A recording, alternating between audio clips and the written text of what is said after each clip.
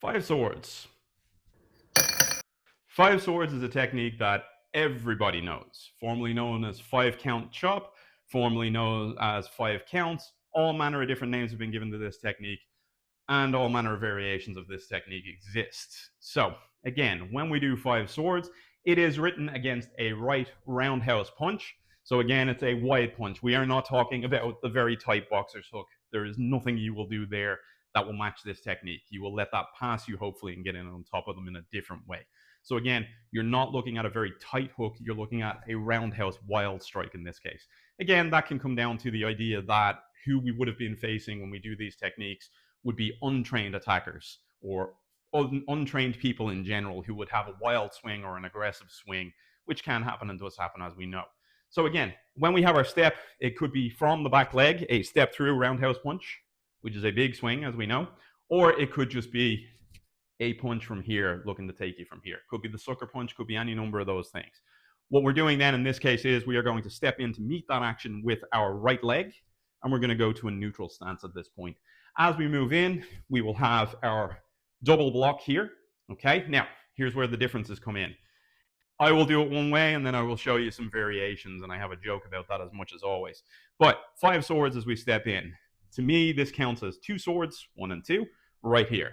And I have seen them delivered as chop chop or at the same time or close to simultaneously. From here then we have an outward hand sword towards the neck.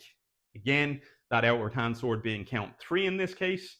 From here then we have a spear hand to the eyes, okay? Notice I said spear hand and not sword, okay? At this point then we have our uppercut.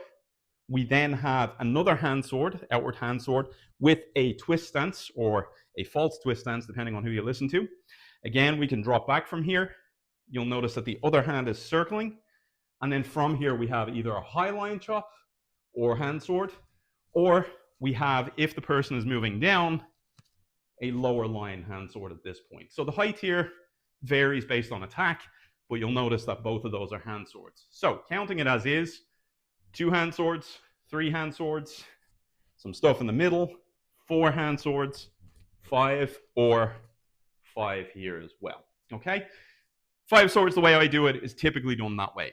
Again, I have seen variations then that this becomes a palm shot, which is totally valid as well, depending on range. If you have the range to hit an eye poke, why not? But you might be too close to hit an eye poke and it might cause you problems, so you hit your palm shot. Everything here is extending the body backwards to set it up for that uppercut as well.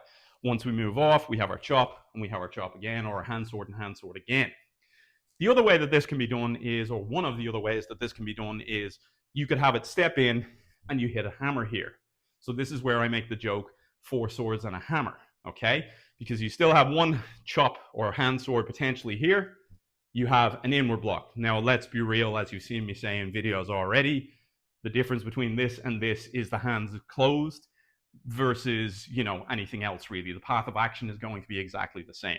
But the joke I have when teaching my son or anyone else is, if you do it this way, you are doing 4 swords and a hammer.